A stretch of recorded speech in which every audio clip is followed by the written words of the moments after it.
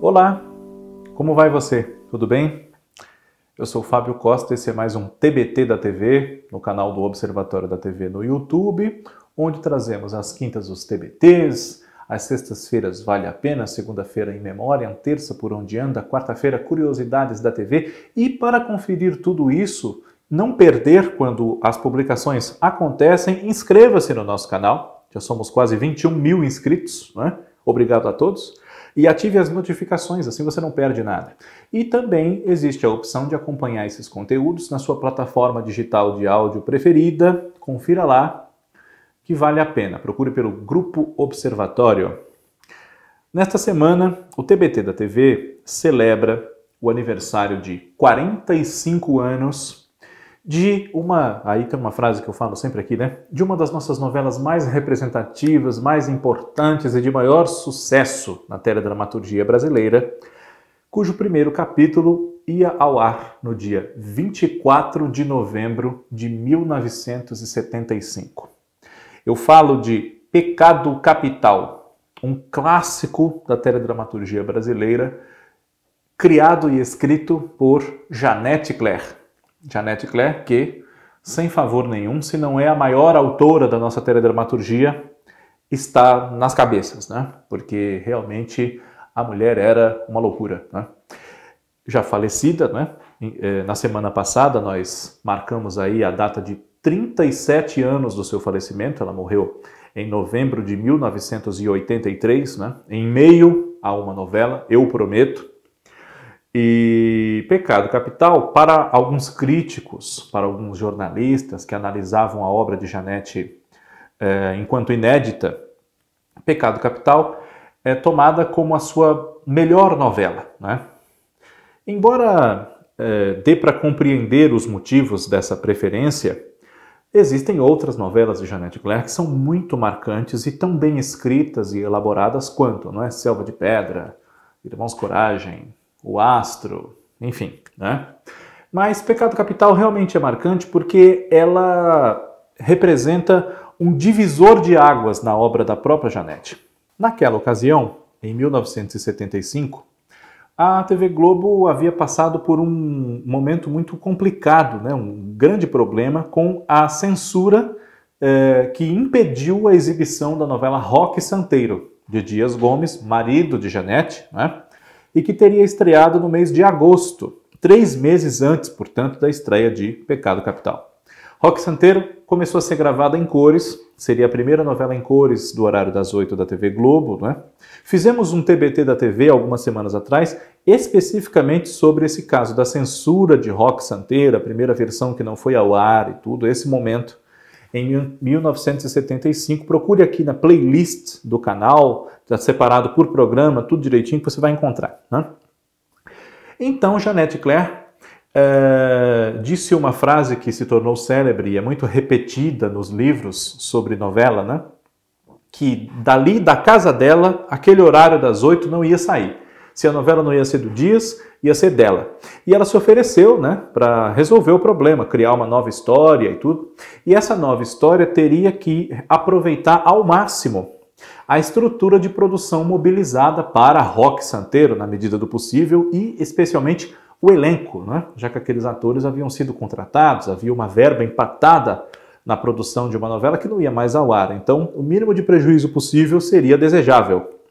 De maneira que a autora desenvolveu uma história a partir de um elenco já pré-escalado, portanto, e criou uma sinopse, né, em tempo recorde, a qual ela deu o nome de O Medo. Enquanto isso, a emissora exibia, tapava o buraco provocado pela censura de Roque Santeiro com uma novela da própria Janete Claire, Selva de Pedra, né, que é de 1972, com Regina Duarte, Dina Sfati e Francisco Coco.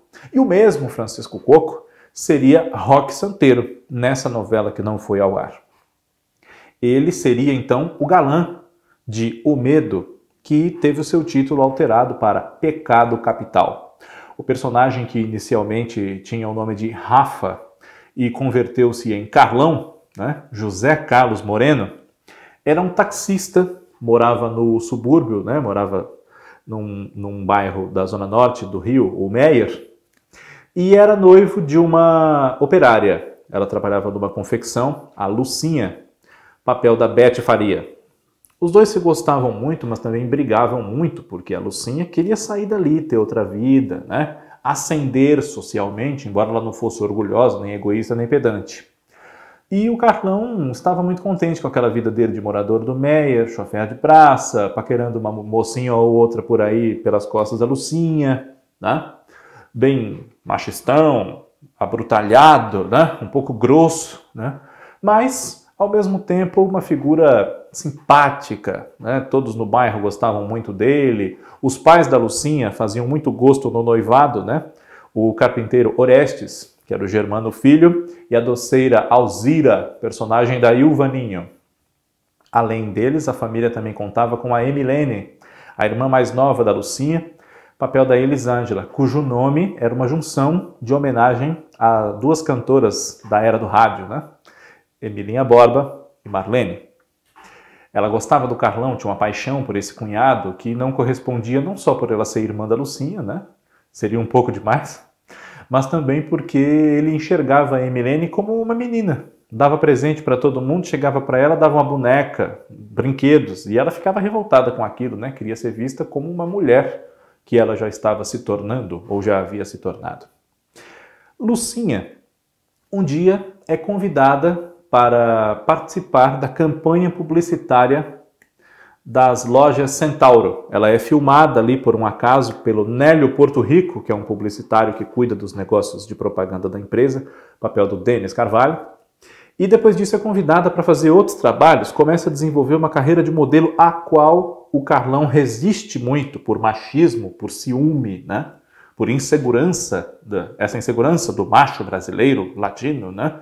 E também porque ele queria que ela ficasse em casa, cuidando de um monte de filhos, etc., né? Era uma visão que ele talvez tivesse herdado da sua criação por um antigo estivador, o seu Raimundo, que era o Gilberto Martinho, e também porque ele não queria que uma esposa dele eventualmente repetisse o comportamento da sua irmã, a Elisete, que era a Leina Crespi, uma moça que, digamos assim, não era mais presença desejada em casa porque havia se perdido na vida, né? E o relacionamento dos dois começa a ir por água abaixo, né? Além do que, o Carlão guarda um segredo.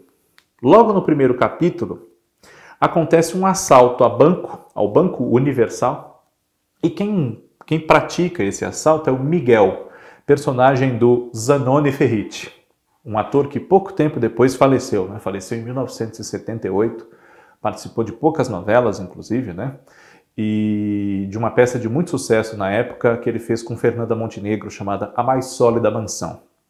Zanoni Ferriti interpretava o Miguel, e Miguel tinha um relacionamento com uma mulher casada, Eunice, personagem de Rosa Maria Murtinho.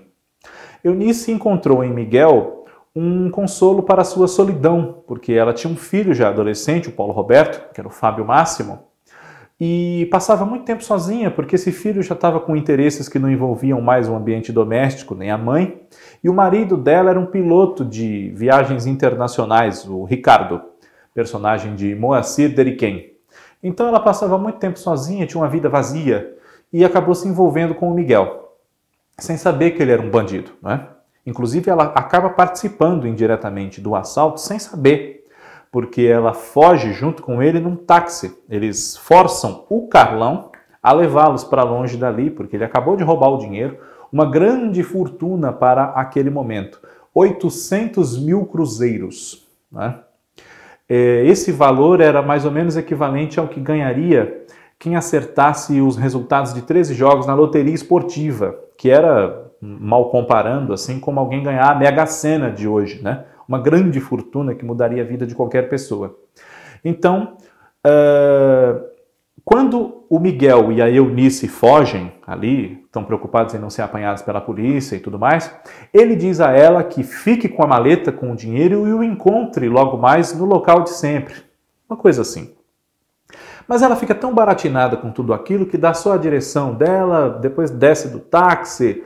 O Carlão até fala que ela não precisa pagar nada, que o diabo a leve, o diabo a carregue, e mais tarde, já à noite, quando ele volta para casa e vai checar o carro, trancar tudo e tal, é que ele vê a mala. Abre a mala e vê os 800 mil cruzeiros dentro da mala. E achar esse dinheiro inicia uma série de desgraças na vida do Carlão.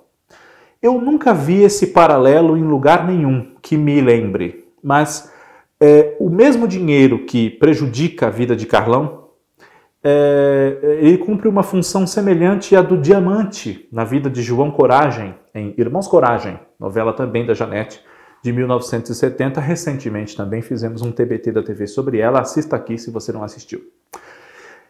É um dinheiro maldito, né? É uma coisa que acaba fazendo com que ele mergulhe cada vez mais e mais numa espiral de ambição e de pose e de atitudes erradas que compete para um final nada feliz, né? Primeiro de tudo, os grandes desentendimentos com a Lucinha chegam ao ponto do rompimento do noivado, embora ele não a esqueça, não é? Ele continua gostando dela, ou continua querendo-a para si, goste ou não. Não é? E o dono da Centauro, que envolve uma série de empresas e é o dono da confecção, onde ela trabalhava como operária, é um viúvo que é muito solitário, embora tenha 6 filhos.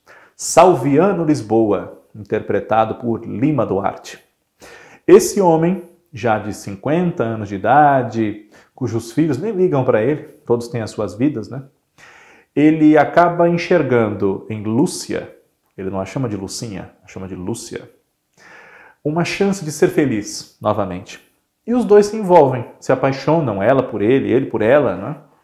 Mas os filhos do Salviano, embora nem liguem para ele, sabem apurrinhar para ele não ser feliz com essa moça, né? Acham que ela é uma golpista, só quer saber do dinheiro dele. Não estão nem um pouco preocupados com a felicidade do pai, né? Esses filhos quem são? Vitória, papel de Teresa Amaio, casada com Hernani, que era o Dari Reis, um genro do qual o Salviano não gostava, né? Vicente, o personagem de Luiz Armando Queiroz, que era um bom vivan, que não queria saber de trabalhar, aquele filho que o pai prepara para dar prosseguimento ao império da família, mas que não está nem aí para nada, né? Só queria saber de noitadas e mulheres, e leva a Emilene no bico, né? Virgílio, personagem do Lauro Góes, que só aparece mais ou menos na metade da novela, até ali está sumido, de destino ignorado, e quando retorna ao convívio da família está convertido em frei, e também fica dividido entre a batina e o sentimento que começa a surgir pela Emilene, a mesma que foi enganada pelo seu irmão, o Vicente, né? Vinícius, papel de Marco Nanini, que também entra pelo meio da novela, está estudando fora e tenta inclusive seduzir a Lucinha, porque ele não se convence de que uma moça como aquela pode gostar de um homem como o seu pai, né? Walter, que era o João Carlos Barroso, falecido há pouco, muito mais preocupado com o pai não ter outra esposa mesmo e com os problemas dele com o seu casamento, já com uma outra moça, a Cibele, que era Malu Rocha, né? E Vilma, Débora Duarte, repetindo na ficção a relação de pai e filha que ela tinha com o Lima, né? Que ela tem com o Lima. Vilma teve um trauma na infância muito sério e sofria também pela ausência da mãe já falecida. Essa ausência da mãe, o pai dedicando-se muito ao trabalho e o trauma de infância, que tem a ver com seu cunhado Hernani, acabaram fazendo com que ela fosse uma moça de personalidade muito arredia, rebelde, problemas psicológicos sérios, tratados por um especialista renomadíssimo, alvo de preconceito racial por ser negro, desmerecido por isso, né? Dr. Percival Garcia, personagem de Milton Gonçalves. Vilma apaixona-se por Nélio, que enxerga nela uma grande chance de dar um golpe, né, de entrar para a sociedade e de entrar na fortuna do Salviano também. E com isso abandona o relacionamento que tinha com uma modelo, a Gigi, personagem da Sandra Barsotti. Mas ele se apaixona pela Vilminha, realmente, e os dois acabam bastante felizes juntos, enquanto a Gigi, no decorrer da novela, se envolve com o assistente pessoal ali do Salviano, Valdir, vivido pelo Emiliano Queiroz, né? Essa família do Salviano foi toda cuidada por uma senhora já idosa, né, que especialmente depois da viuvez do Salviano ajudou ele a criar os filhos, a Bá, que era a personagem da Elza Gomes, uma grande mãe para todos eles, até para o próprio Salviano. Mas a Bá fica ausente da novela em boa parte da história porque a atriz Elza Gomes passou por problemas de saúde, se eu não me engano teve que fazer uma operação no coração na época e tudo mais, e nem se contava mais que, mesmo que tudo desse certo e ela sobrevivesse, enfim, que ela pudesse voltar ao elenco da novela. Então, escalou-se outra atriz para interpretar uma personagem equivalente, a Nora, uma prima da Bá, ou irmã, salvo erro meu, que era interpretada pela Miriam Pires, e que sabia de tudo que tinha acontecido com os Lisboas, porque ela os visitava e a irmã, a prima, enfim, escrevia cartas para ela contando, né? E esses filhos do Salviano, com o passar do tempo, aceitem ou não a união dele com Lucinha, que de altos a baixos vai se mantendo, né? Eles acabam meio que se conformando depois com aquele casamento do pai com essa moça, porque ela prova, depois de levar muita porrada desses filhos, figuradamente, né? Que realmente faz jus ao amor que o Salviano sente por ela, né? Claro que Salviano tem ciúme de Carlão, os dois discutem, enfim, e Carlão faz uso do dinheiro que inicialmente ele queria devolver para, vamos dizer assim, fazer bonito para a Lucinha, já, afinal de contas ela queria dinheiro, ele agora também tinha, então ele compra uma frota de táxi, ele compra uma concessionária de automóvel, ele a flecha de ouro, a frota de táxis, né? Ele paga uma operação caríssima para o pai dele, o seu Raimundo, que tem problemas também de saúde, né? E começa a despertar uma certa desconfiança das pessoas, porque ele não tinha aquele dinheiro, né? Ele não pode revelar que é o taxista que encontrou o fruto do assalto, porque a polícia está atrás dele, né? Eunice acaba indo presa por conta dessa cumplicidade no assalto, a polícia mata Miguel, né? E temeroso de que a Eunice acabasse reconhecendo-o e entregando-o para a polícia, Carlão, separado de Lucinha, acaba trocando o silêncio dela, vamos dizer assim, por um casamento, já que ela se interessa por ele, né? E ele se aproxima dela, também se interessa, porque está sem aquela noiva de tantos anos, e se afeiçoa muito ao filho dela, o Paulo Roberto, né? Esse casamento não é visto com bons olhos, nem pelo seu Raimundo, e nem pela dona Hortência, uma tia da Eunice, que foi interpretada pela Heloísa Helena, né? Heloísa Helena, atriz de muitas novelas de Janete Claire, né? Pois bem, a história vai evoluindo de maneira que Carlão mergulha cada vez mais num processo de autodestruição por conta desse dinheiro, por conta das tentativas de reconquistar Lucinha e pelo seu envolvimento com marginais, com bandidos, com os quais ele ou pega dinheiro emprestado ou tenta jogar para recuperar mais rapidamente aquele dinheiro do qual ele dispôs e que mantém a intenção de devolver para a polícia, né? Devolver para o banco, mas sem se entregar e sem se comprometer. Enquanto isso, Lucinha enfrenta também os seus problemas, não só com o assédio constante de Carlão contra ela, mas com o próprio Salviano, que resiste a ela seguir a carreira de modelo que ele ajudou a construir depois que os dois se casem. Então cria-se aí um novo problema, né? Eles não podem ser tão felizes a partir do momento em que os filhos começam a aceitar male-male essa união. Então tem que haver um impedimento. Salviano não quer que ela continue modelo depois que eles se casem. Pecado Capital marca uma modificação na história de Janete Claire, né? Na maneira de Janete Claire contar histórias, porque embora tenha muito romance, é uma novela mais realista, mais conectada com os temas reais que não eram tão presentes, tão a fundo na obra da autora, que sempre preferiu mais fantasia, mais romance, né? Enovelar o público realmente com histórias que o emocionassem. Mas Pecado Capital, por conta dessa pegada, né, ambientada na periferia, parte da trama, personagens modernos, né, para aquela época, acabou sendo celebrada como um passo à frente na obra de Janete Claire, que tinha a responsabilidade de corresponder à expectativa que foi deixada também pela censura a Roque Santeiro, que já era prometida como uma novela com outras tintas já que um autor de 10 horas, Dias Gomes, escreveria uma novela às 8, trazendo as suas características das novelas de 10 horas, né? Pecado Capital foi um grande sucesso que ousou, no seu desfecho, matar o herói, ou o galã, que era o Carlão, né? Carlão tem o ápice do seu envolvimento com gente pouco recomendável no seu assassinato, em meio às obras do metrô no Largo da Carioca, região do centro do Rio, né? Ao tentar retomar o dinheiro que ele vai devolver, mas um bandido, o Sandoval, que é o Alfredo Murphy, envolvido com a sua irmã Elisete, mas não que ela tivesse a ver com a intenção de tomar o dinheiro do irmão, não, ela servia apenas de fonte, né? Eles já haviam tido uma ligação, etc.